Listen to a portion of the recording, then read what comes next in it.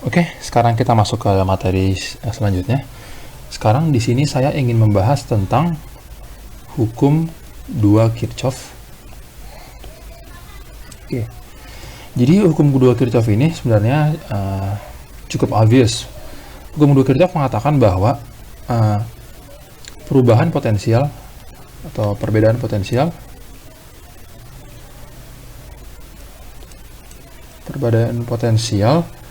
pada suatu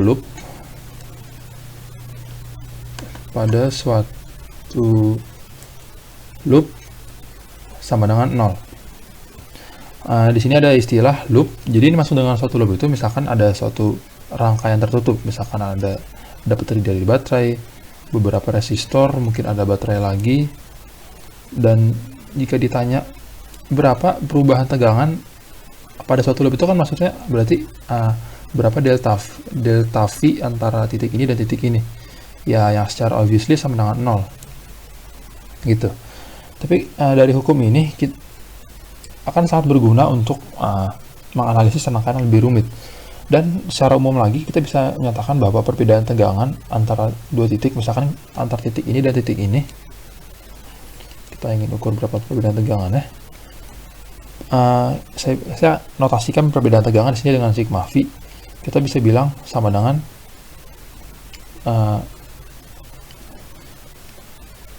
tegangan yang berasal dari baterai dan ditambah dengan tegangan atau voltage drop yang berasal dari resistor ini. Karena kita tahu jika suatu tegangan lewat resistor, nanti tegangan akan turun. Dan di sini ada beberapa perjanjian tanda yang akan kita gunakan dalam hukum 2 Kirchhoff.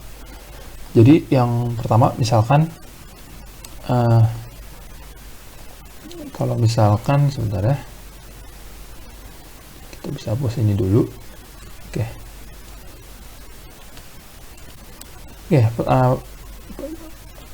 Perjanjian pertama, misalkan arah loopnya kita ambil arah sini. Sebenarnya kita bisa ambil arah loop kemana saja, tapi nanti kita harus perhatikan tanda plus atau negatifnya. Kita misalkan arah loopnya adalah dengan balonan arah jarum jam.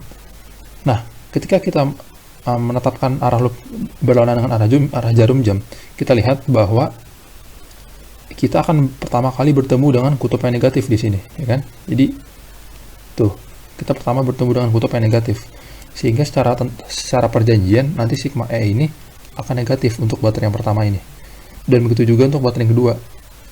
Lihat, kita bertemu dengan kutub negatif. Berarti kalau saya katakan di sini, ini misalkan baterai 1, ini baterai 2, ini ada resistor 1, ini resistor 2, berarti saya bisa katakan bahwa sigma V loop sama dengan minus V1 minus V2. Nah, dan untuk perjanjian yang kedua, jadi jika arah arus searah dengan arah loop, maka nanti sigma IR ini positif. Dalam hal ini kan arah arusnya kita tetapkan ke sini, dan dia searah dengan arah loop, maka nanti IR-nya adalah positif, sehingga saya bisa katakan minus V1 minus V2 ditambah I1 R1 ditambah I1 R2, karena ini rangkaian seri jadi besarnya sama. Ini sama dengan 0, kan? Dan sebenarnya kalau kita lihat ini cukup masuk akal. Kalau ini kita pindah ruas, kita dapati bahwa V1 tambah V2 sama dengan I kita tulis saja I dikali R1 tambah R2, ya kan? Sebenarnya ini sudah cukup obvious, sudah cukup, ya saya bisa katakan trivial lah sebenarnya. Tapi saya katakan sekali lagi, hukum 2 Kirchhoff ini akan sangat berguna untuk menganalisis rangkaian yang lebih kompleks. Misalkan kita bertemu yang seperti ini, kita bertemu yang seperti ini, nanti akan sangat berguna karena ini adalah loop dan kita bisa terapkan hukum 2 Kirchhoff di sini.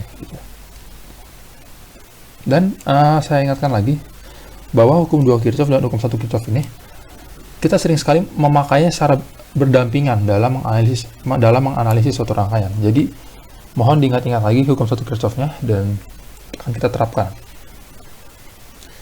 Oke. Jadi coba kita terapkan ke contoh soal. Ini bisa saya hapus. Jadi intinya saya bisa katakan bahwa sigma V loop sama dengan 0. Inilah hukum 2 Kirchhoff. Oke.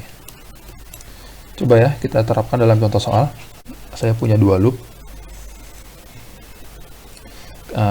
Supaya Anda langsung mengerti kenapa hukum 2 Kirchhoff dan hukum 1 Kirchhoff sering dipakai bersamaan dalam menganalisis rangkaian.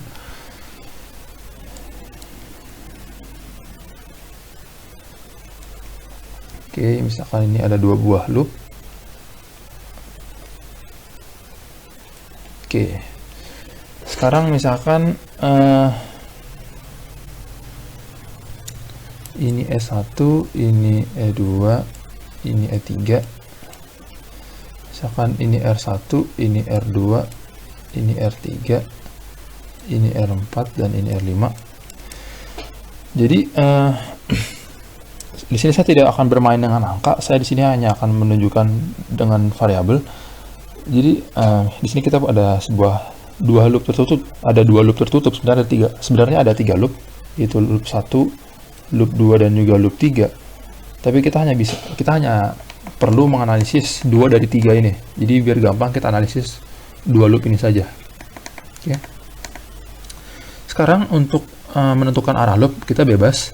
Kita ambil saja misalkan arah loopnya karena baterainya ke sini. Coba kita ambil ke sini. Ini loop 1 katakan, dan untuk yang loop 2 misalkan kita ambil ke sini. Oke. Dan di sini kita lihat bahwa ada simpangan, di sini ada sebuah junction, dan misalkan kita ingin mencari, misalkan di sini ada di sini I1 misalkan, di sini I2, dan di sini I3. Di sini dengan menggunakan hukum 2 Kirchhoff, dan kita terapkan pada masing-masing loop, kita dapatkan kalau kita meninjau loop 1, kita lihat pertama dia akan bertemu dengan kutub negatif dari baterai 2, sehingga kita tulis lagi sigma V loop sama dengan 0. Dalam hal ini minus E2, lalu dia akan bertemu dengan kutub positif dari E1, ya kan, positif, berarti ditambah E1.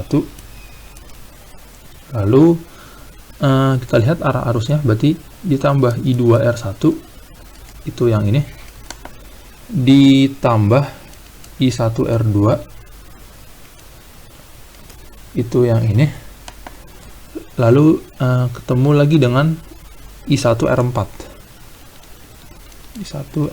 sama dengan 0.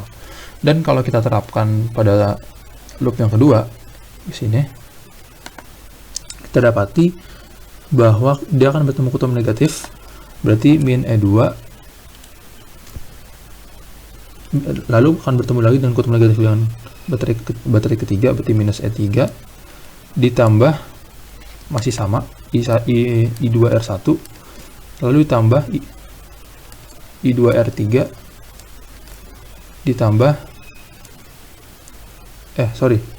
I3R3, karena I3 yang di sini, ditambah I3R5 sama dengan 0. Lalu kita bisa juga terapkan hukum Kirchhoff 1, yaitu kita tinjau junction yang ini, dimana kita lihat bahwa arus yang masuk akan sama dengan arus yang keluar.